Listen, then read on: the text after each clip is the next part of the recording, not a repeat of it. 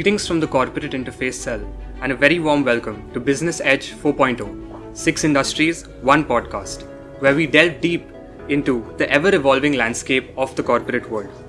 The Corporate Interface Cell is the corporate club at NMIMS ASM SOC, where we strive to bridge the gap between the students and the corporate world by providing them a breakthrough into the business world. I am Shivain Roy, your host, and today we are honored to have with us Mr. Pawan Kumar. Mr. Kumar is an experienced and seasoned executive with over 25 years of work experience in the banking industry. An expert in trade and forex operations, Sir currently holds the position of Senior Vice President and Head of Trade and Retail Forex Operations at Axis Bank. In addition to this, Sir is also responsible for the digital transformation of transaction banking business.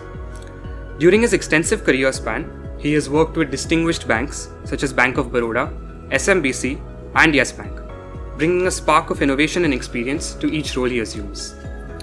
Join us as we delve into the professional journey of Mr. Kumar and the opportunities and the future of the banking sector. So, we are looking forward to your valuable insights and are very excited to host you. Most welcome. Thank you very much. Alright then, let's hit the ground running with our first segment. So, I'd like to begin by learning more about your role as Senior Vice President and Head of Trade and Retail Forex Ops, and what particularly attracted you to this very field of banking. See, this particular segment, the niche segment, whatever any country does, specifically from the perspective of import and exports from or into a country, that is dealt by us. So this is a highly specialized domain, very limited talent available in the market, and it is connected with each one of us. Just imagine the handsets almost each one of us are using is largely imported. Right. That's the way things do happen. The crude, the entire stuff is largely through that. The family maintenance, what we manage for our own relatives setting out, that's also managed through us. The incentive to exporter, importers, all via that. So that's the incentive. So anything which particularly attracted you to want to pursue this? It's a fast track career progression. If you are into a specialized domain, your career progression is better than others. And you are amongst the top 5, top 10 elite bankers in that domain. So that's the reason why I chose this. Alright, so that's wonderful to know. And I'm sure your role covers a gamut of responsibilities. True. And I'm sure a lot of budding young minds from the colleges will look to pursue a career in this field soon. Hey, definitely, that's what. And I think a good number of candidates from various colleges like yours also are with us. And I have seen them excelling beautifully well. It's really working well. If they have talent, there's ample opportunity. There's fast track career progression, not only in the private banking domain, in the MNC domain, in and outside India also. So it's a beautiful place to grow and nurture. It's lovely to know, sir. So I want to speak about the advent of digitalization in this field. How do you think digitalization has changed trade and forex up till now? And how do you think it will do so in the years to come? See, today, from the India perspective, we are in the range of 25 to 50% truly digital. Okay. Be it transactions on trade and be it something on the import and export side. Down the line, if you say 3 to 5 years, there are multiple things which are working, be it API, host-to-host transaction, digital banking, neo banking, Swift, Bolero, and many things like blockchain. But that is in a very nascent stage. In the next 3 to 5 years, be it India or be it the global part, most of the trade you will see like IMPS experience. The way you click a button, your transactions get executed. The domestic transaction. Similar experience with the regulator also. Getting the things liberalized, it will be just at a click of button, you will be able to execute transactions. So that's the pace of digitalization is happening. Alright, sir. So you spoke about things getting done at a click of a button. That's the so, reality. Can you speak to us a bit more about the automation of certain trade processes, such as maybe a bank guarantee? So how the bank guarantee is automated today vis-a-vis how it used to be back in the day when you would actually have to approach the bank physically? True. See, this particular piece is getting much demand from corporates. At a design perspective, there are 2 ways of digitization. One is completely end-to-end digitization, say certain blockchain-based platform and certain platforms via Swift. Right. Swift is the standard messaging tools. Right. You can create messages, you can communicate, you can get it delivered. So corporates, they have onboarded themselves on the Swift. They are raising their request digitally. It is coming to bank. Bank execute the transactions like guarantee. It goes to the beneficiary also digitally. So nowhere there's a paper trail. Okay. This is one channel. Besides that, the digital request through net banking or corporate net banking, they're coming to bank. bank is processing the request digitally, and through electronic BG issuance, there's a platform, say multiple platforms. I will just say NESL. Okay. You can get the guarantees issued electronically, transmitted electronically. So things are changing at a much faster pace. All right, so it's great to see that digitalization has reached such a great level in this segment of banking as well, and it probably will, like you mentioned, in the years to come. Just years. Sir, you have also worked with other organizations such as Yes Bank, Bank of Baroda and others. Could you describe your experience over the years and what are some of your learnings which have made you the executive you are today? See, each bank is having some plus and minus. I started my career with Bank of Baroda, a government bank. So the work culture carries much of diversity. You have to do A to Z. Okay. You cannot sit only for a particular domain. I cannot work on trade in that bank. I have to do branch banking. I have to do CASA. I have to do TD. I have to do Forex remittances also. Right. And you become a branch head, other supervisory functions. So that role gives you diversification. Similarly, that gives you an opportunity to have overseas assignments also. I got an assignment in London. That's a beautiful assignment. They gave cross-functional opportunities. Branch banking, Forex, I was a dealer also. Okay. So that carries you much of richness. Yes Bank, very aggressive, that failed sometime in between. But the art of selling, what you can sell to any customer, that was the best part of that bank. So I learned that thing from that, the agility, the connect with staff, that was the best in that bank. When I went to SMBC, that is one of the most largest bank of Japan, they have a different culture. They work with zero defect operations. Right. In the entire year which I invested with them, there was hardly any defect. There was zero audit observation. Okay. So that's a different way of banking. In Axis today, we're a very large bank. We have 5,000 branches, multiple segments. We are making good money, good profit. And the role or the span, today I have 700 people with me. Okay. There are 4 centers who are working for us. So that gives you a larger opportunity and landscape. So each organization is giving you some value, provided you have willingness to learn. Alright, so that's wonderful to know. So you also mentioned that you worked at London and Japan, so with a Japanese bank. Yeah. So I'd like to ask you, how do you think the Indian banking style has changed over the years? See, when you are operating in a competitive environment, you have to benchmark yourself with industry best. See, in India, we are competing with best of the private bank, best of the MNC banks, be it Citi, HSBC, Stanchart. So it becomes the need of the hour. There are certain good practices. There are a bit of digitization more in such banks, specifically on certain product suites. They are replicating it. The dedicated service, all that stuff, banks are enriching. So that gets value add to us as well. Alright, so you mentioned you work with a team of 700 people, and I'm sure operations is often also referred to as a back office and most strenuous area to be in. So how is employee motivation maintained in trade and forex ops at Axis Bank? See, you have to keep them encouraged by virtue of ongoing learning, giving timely reward and recognition at an appropriate forum, fast-track career progression, and then giving them an opportunity to diversify their role. See, specifically, I believe in a philosophy. I tell them, you are in a particular grade, execute 2 grades up.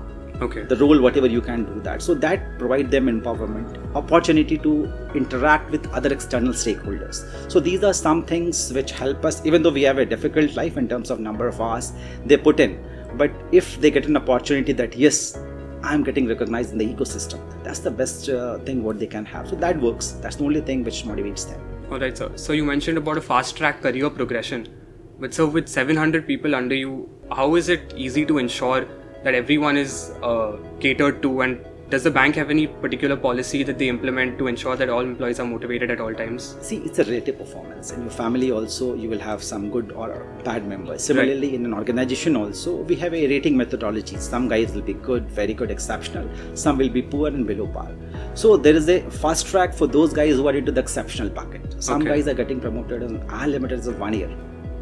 So that is something which is beautiful. But if you are a bit dull, slow, you will come in the normal course of business. But all good guys are taken care of very well. Alright, so that's lovely to know that the bank actually takes these measures for employee motivation. Sir, you've obviously had an extensive career span. I would like to ask you, what is the most memorable project you have worked on, and what are some of the valuable lessons you actually drew from it? See, for me, I would like to say we did something on the retail forex stuff. The individual remittances, you, me, your parents, when they are either sending, if you are in UK, your family maintenance, education, medical, that piece is quite demanding in India. Okay. We at a bank also, we have a sizable business. But that business was almost manual. So we were investing more than 50, 60 people to do that stuff. Okay. That was time investment, that was taking too much of delivery. So we digitized that journey on an end-to-end basis with bare minimal to no human intervention. Enabled that on the mobile banking app. You click, create, and transaction at a click of button will go through, both for outward remittance and forex cards. The beautiful story is today 50% of my business is being managed by 10% of my staff in that subset, and remaining 50% coming on brick and mortar. I have to put in 90% people. So that's the beauty of automation, and that is really working well. Okay, so since you spoke about automation and a forex card, I'd like to ask you more about the Axis Bank Travel Forex card, which allows you to load multiple currencies on a single card. That's truly something really path-breaking. So could you tell us a bit more about the journey of how this was executed? Yeah, Axis is pioneer into forex card journey. We are a truly leader, and post integration of Citi, we are having much more larger space.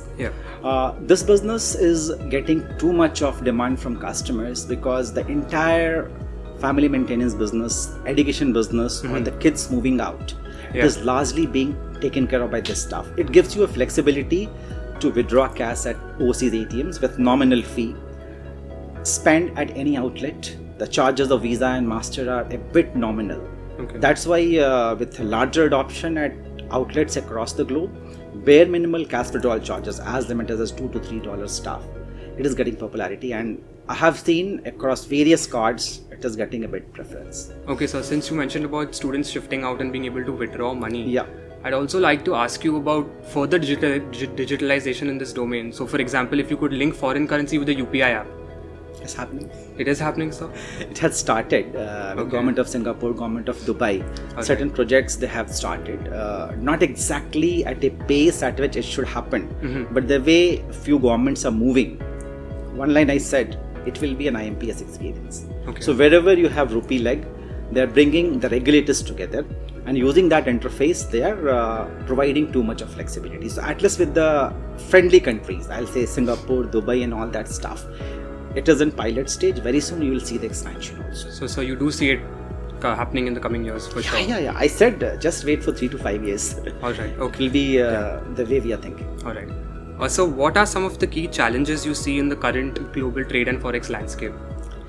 See, the challenges, trade-based money laundering is what we experience at large, because we deal into documents.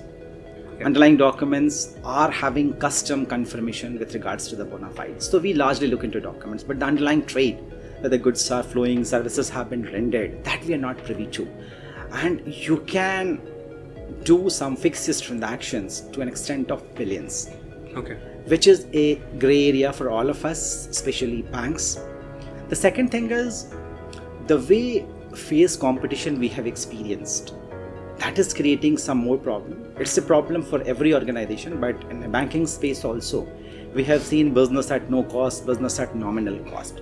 So that depletes our NIM. So that's another challenge what we face. Third thing is attrition. Each one is having aspiration. 2 years, 3 years, 1 year movement. So that doesn't give us continuity.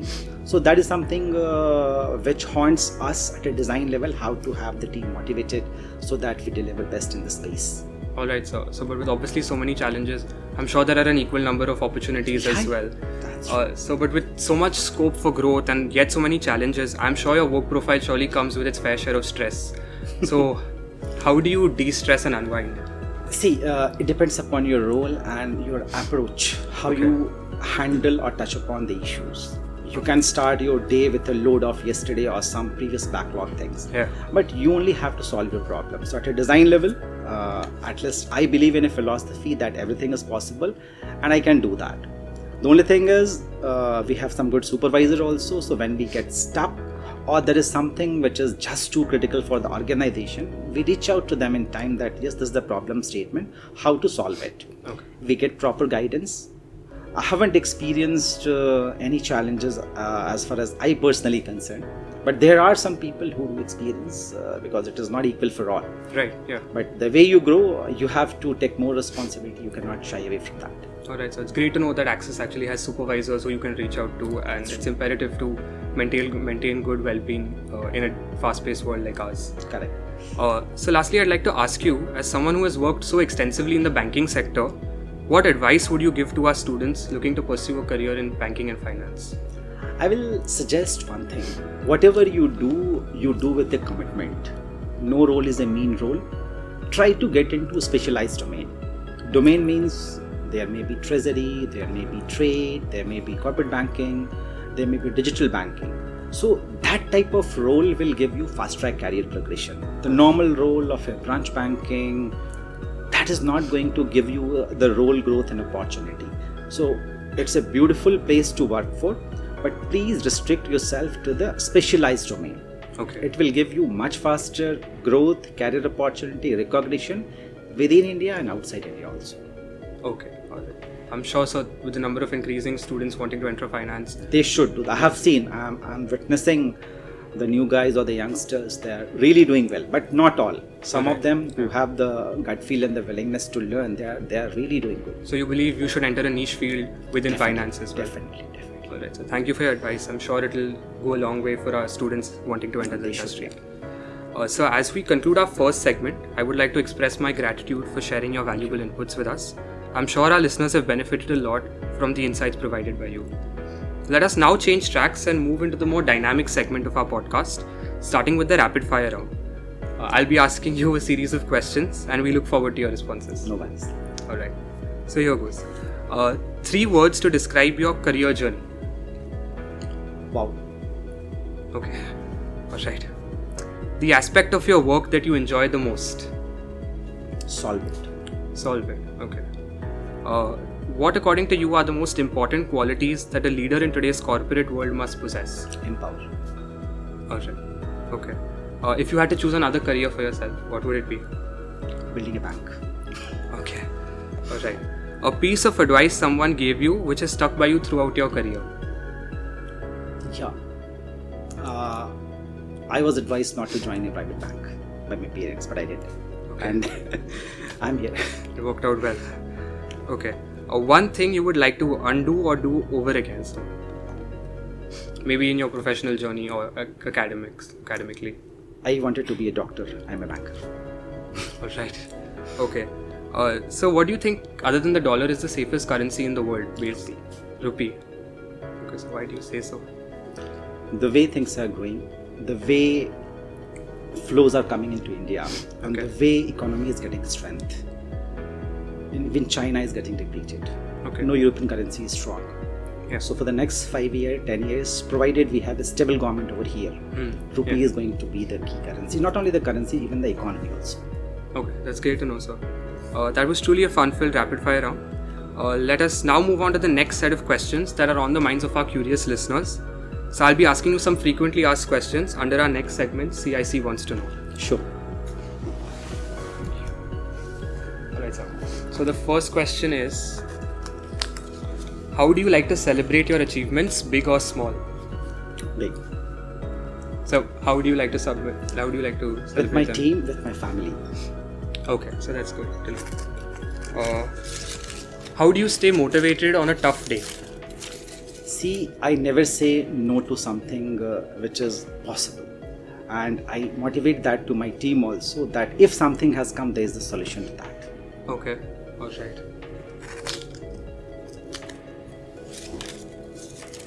How would you explain your job to a child in a way they would understand? I go to the granular level, just like a maker data entry operator, and tell them how you can solve it, how you can create it. That's give them comfort that yes, my boss is with me, he can solve problems for me. Okay, sir. Right. So how do you define success in the corporate world today?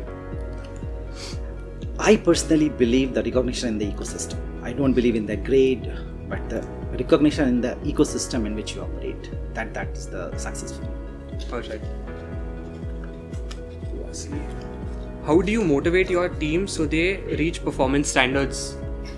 I tell them, replace me. That's the simple thing I tell them. Okay. Be like me. You are successful. All right, sir. So you should I replicate tell the them. leader. Yeah. Just that. Nothing All else. right. Okay, sir.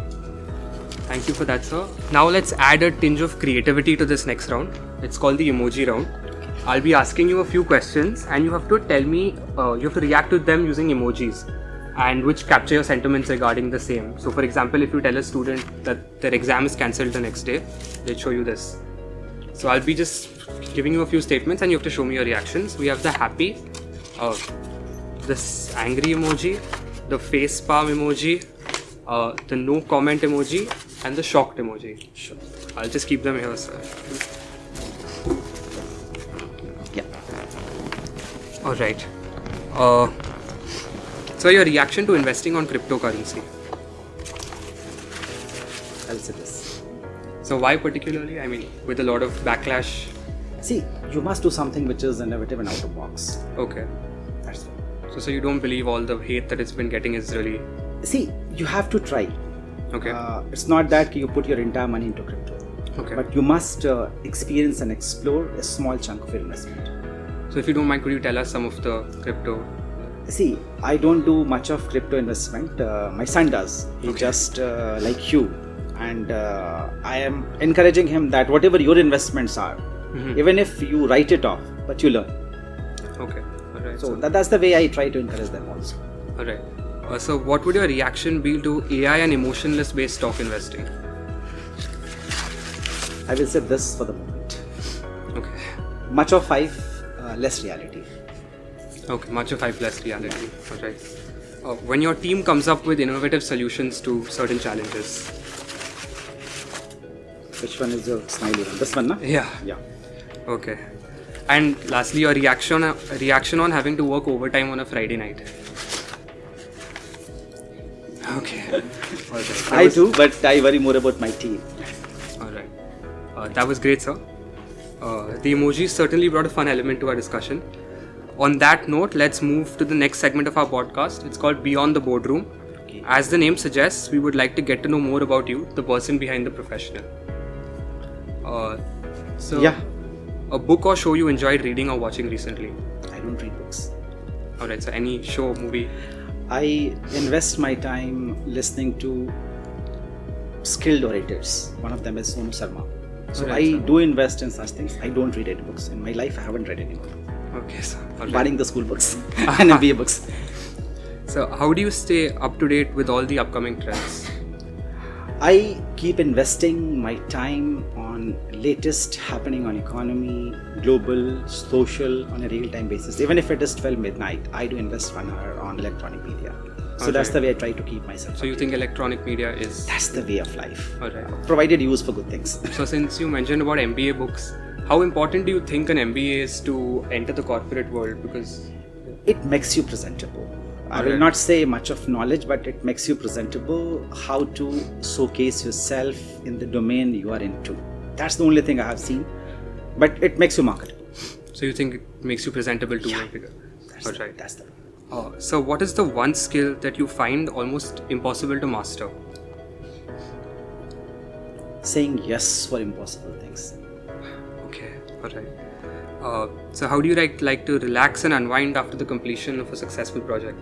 Investing some time with my kids. So that's great to know. And going for a long drive. Okay.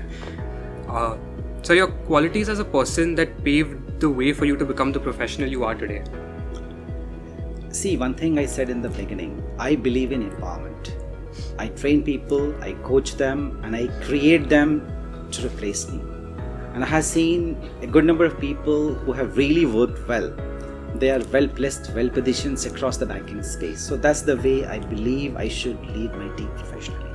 Alright, so I'd also like to ask you in general, what are some of the best qualities like maybe adaptability or good leadership qualities which actually make you shine in your role? See, one thing I believe one of my bosses used to say, and that's a real thing, if you have a problem, come with a solution. Don't just say this is a problem. So that's a way. If you experience, I have 10 problems, you only can solve. Rather than creating a noise, come with a solution and an approach, how I can fix it. that gives you a confidence and acceptance in the ecosystem. Whatever you do, be it a customer engagement, be it a solutioning of a tech issue or a customer complaint also. If you have that orientation and an approach, you will be recognized irrespective of segments. That's the essence I have seen. Right. So could you give us an example of maybe a problem? See, a very annoyed customer is writing a mail to our MD. Nonsense bank you have nonsense staff and all that thing. You know somebody has created a mess. One small thing, pick up the call. See, at my level also, I do that. Even the customer may be a small customer also, or a retail customer also. Sir, what happened? Sorry. On behalf of bank, I have fixed a problem at a design level. Forget it whether A, B, C is not solving your problem. Come to me. Don't say in English, execute that. Give them the comfort, give them the confidence that I am there to assist him solve his problem. Next time, he will bring more business, more comfort, more confidence to you. And that's the way to solve it. Right, sir. Rather than delegating it, sometime looking into the criticality, you have to step in and then see the success. It's really a nice approach, sir. So another question I'd like to ask you. So you have a team of 700 people. I'm sure a lot of them are not just plain finance professionals. I'm sure some might be UX designers also. Yeah. So can you just explain to us the breakdown of what type of roles work under operations, particularly under you? See, we have 3 lines of business. One is cross-border trade, one is domestic trade, whatever is happening within India. Okay. And third is the retail forex piece, the individual inward remittance, outward remittance, and forex cards. Besides that, we have 2 more teams. One team manages the entire control and governance of the unit. These 600, 650 people who are into core production. You will have many audit issues, reg issues, customer escalations, revenue audits. To control that, a dedicated team who manages the governance function of the unit. One team completely works on the digitization. Okay. So we have carved out a team of 5 to 10 people within the shop itself, that whatever may be the requirement coming from user, coming from regulator, work upon an approach, write BRDs, work with IT and technology team, and then solve it. And there's a leadership group, the people who are directly reporting to me, the heads. We operate largely from Mumbai, Hyderabad, Calcutta, and Delhi. So that piece is my next level of succession, wherein we have seasoned bankers, 20-year-old guys and all that stuff. Yeah. So that gives us comfort and confidence in executing the entire flow of operations. All right. Okay. Stakeholder management, governance is all that what largely I invest time into. All right. So I also wanted to ask you, in retail forex versus wholesale forex, so which one requires a more operations-based team, and which one do you think has a more relevant standpoint in today's day and age? Because see, from the specialization perspective, the wholesale banking piece, the corporates, the LCs, DGs, inward remittance, outward remittance, export, import, that piece requires more specialization and more capacity also, because you have to work with regulation, RBI guidelines, government guidelines, the FEMA checks, certain sanction checks. When we operate globally, we have to respect US sanction, EU sanctions. So that makes us a bit more demanding in that piece. The retail piece is a bit simple.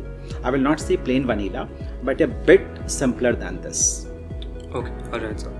So thank you for that segment. Thanks. As we bring an end to this segment and our podcast, I want to extend my gratitude for your responses.